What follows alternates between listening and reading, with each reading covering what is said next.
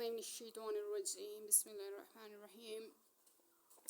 सबसे पहले अस्सलाम वालेकुम। कैसी हैं आप सब? कैसी जा रही है ईटा की प्रिपरेशन? आज हम लोगों ने जो क्लास 4 का चैप्टर नंबर 2 इकोसिस्टम स्टार्ट किया, तो इसकी जो हाफ MCQs हैं पार्ट 2 आज की वीडियो में आपसे शेयर करेंगे। क्वेश्चन नंबर 27 है।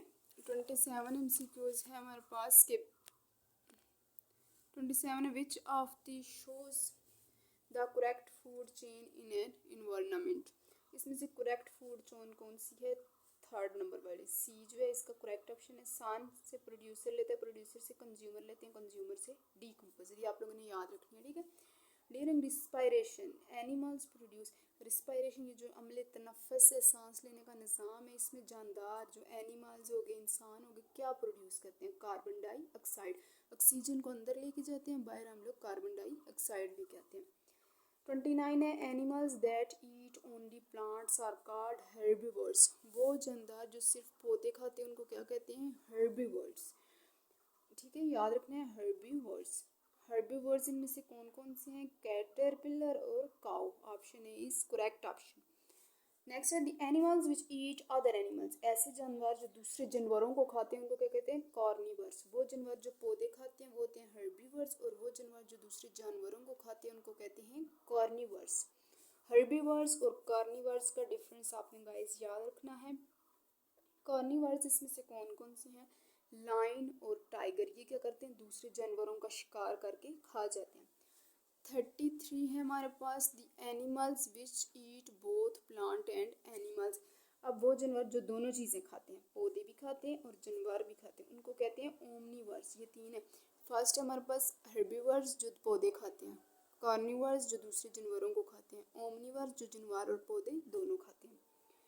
अब ह्यूमन, हम लोग जो इंसान है, ये किसकी एग्जाम्पल है? हेर्बिवर्स, कार्निवर्स या ओमनीवर्स? हम लोग ओमनीवर्स की एग्जाम्पल है। देखें, हम लोग दूसरे जानवरों को, जैसे हम लोग मुर्गी खाते हैं, मुर्गी का गोश्त, बकरी का गोश्त, गाय का गोश्त, और प्लांट्स जैसे साग वगैरह ये चीज़ें भी खाते हैं, तो हम लोग ओमनीवर्स हैं, ठीक है। उसके बाद है क्राउ, बियर एंड बर्ड्स। ये सारे भी ओमनीवर्स हैं। 36 है हमारे पास eating and being eaten in animals is called food. अब कहते हैं ईटिंग, एक जानवर को एक जानवर दूसरे जानवर को खाता है, दूसरा फिर उस जानवर को फिर कोई और खा जाता है, तो इस प्रोसेस को क्या कहते हैं? Food chain. 37 है which type of feeding relationship in an ecosystem in shown in the following figure. ये जो रिलेशन है नीचे, इसको हम लोग क्या कहते हैं? Food chain. एक जानवर दूसरे कीड़े को खाते हैं, उसको कोई और खा जाता है, इस तरह से ये फूड चेन बनती है ना, ठीक है। जैसे कि देखें, बिल्ली चूहे को खाती है, चूहे को लाइन खा जाता है, लाइन को फिर इस तरह से आगे कुछ और खा जाता है। ये सारी जो है फूड चेन की हमारे पास एग्जाम्पल है। 38 है कैक्टस इज फाउंड इन। ये कैक्टस एक पौधा है, ये कहाँ पे होता है? डिजर्ट, सहरा में होता है कैक्टस। 39 है the animals living on the land respire. जो पौधे नहीं, जो जानवर ज़मीन पर रहते हैं वो किसके ज़रिए सांस लेते हैं? लंग्स के। जैसे बकरियां, गायें, भैंस, इंसान, ये सब किससे सांस लेते हैं? लंग्स, फेफड़ों से। 40 है हमारे पास the animals living in water breathe by. जो पानी में रहते हैं वो किससे सांस लेते हैं? गिल्स से। जो ज़मीन पे रहते हैं वो लंग्स से, और जो पानी में रहते हैं वो गिल्स से। 41 the examples of animals that live in water and on land.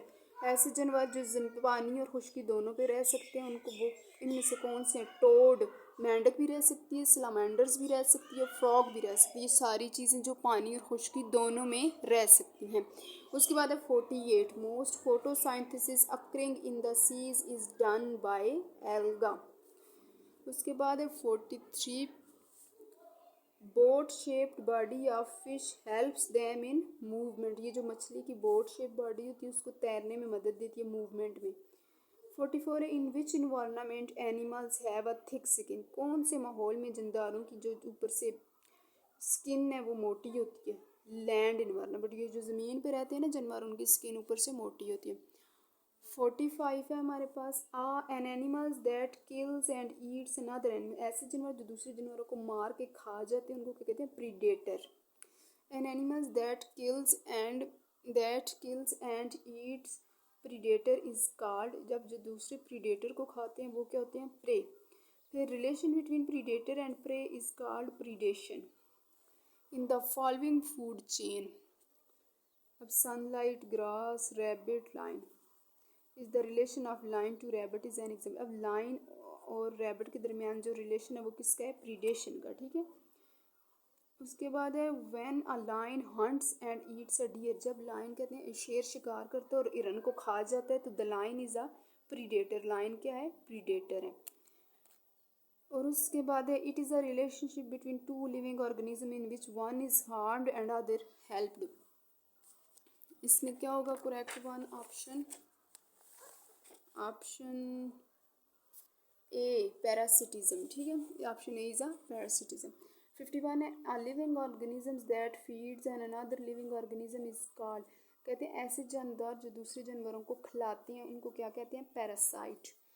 We are the host and mosquito is a parasite, हम लोग होस्ट और मस्कीटो में काटता है आके तो हमसे वो फ़ायदा उठा रहे होते हैं ना, वो क्या होते हैं, parasite. 53 a relationship in which two living organisms live together and depend on, ऐसे वो रिलेशन जिसमें दो जानदार इकट्ठे रहते हैं और एक दूसरे पे डिपेंड करते हैं उसको हम लोग कहते हैं mutualism. Dolphin is a mammal, dolphin हमारे पास मैमल है क्योंकि वो अपने बच्चों को दूध पिलाती है। Which is the biggest desert of the world, दुनिया की सबसे बड़ी सहरा कौन सी है, Sahara. Biggest desert of the world is Sahara. The biggest desert of the world Sahara is situated in the continent, ये कौन से कॉन्टिनेंट में है, अफ्रीका में।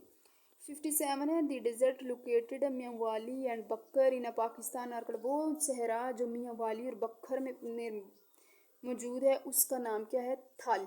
थल सहरा कहाँ है, मियांवाली और बक्खर में।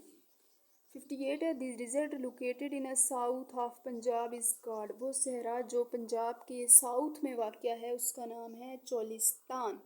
The desert located in Sindh is called Thar, ये चारों डिजर्ट याद रखिए। सबसे बड़ी डिजर्ट सहारा है, सहारा सहारा जो है कंटिनेंट अफ्रीका में वाक़या है। उसके बाद जो मियाँ वाली और बक्खर में है वो थल है, जो पंजाब में है चोलिस्तान, और जो सिंध में है वो थर है। ये थे चैप्टर नंबर 2 के टोटल 60 नहीं 59 MCQs थे, जो कि एक्सरसाइज वाले MCQs भी इसमें इंक्लूड है और चैप्टर में से भी MCQs इससे इंक्लूड है। तो इसमें each and every topic cover किया गया है। तो आई होप आपको समझ आ गई होगी। इंशाल्लाह हम लोग नेक्स्ट वीडियो में थर्ड चैप्टर को स्टडी करेंगे। चैप्टर नंबर 2 में जो चीज़ें इंपॉर्टेंट थी वो मैं आपको क्लियर की हैं कि जैसे बायोटिक बायोटिक कंपोनेंट्स, इनको अच्छे से कंसेप्ट क्लियर करें। उसके बाद consumers, producers, herbivores, carnivores, decomposers, omnivores, predator, ये चीज़ें, इन चीज़ों का कॉन्सेप्ट क्लियर होना चाहिए, डिफरेंस आप लोगों को पता होना चाहिए, तो आप लोग MCQs को ईजीली सॉल्व कर सकेंगे, ठीक है।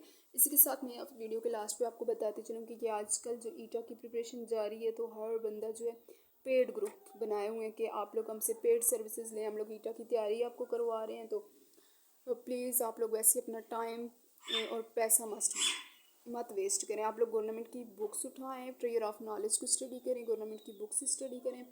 यूट्यूब पे आपको हर तरह का मटेरियल मिल जाएगा, पास्ट पेपर्स भी मिल जाएंगे, तो पैसे लगाने की क्या ज़रूरत है। जस्ट आप लोग स्टडी पे फोकस करें, वर्क हार्ड, ठीक है, मेहनत करें, तो इंशाल्लाह आपको मेहनत का फल ज़रूर मिलेगा। इसी के साथ सेइंग गुड बाय, अल्लाह हाफिज़।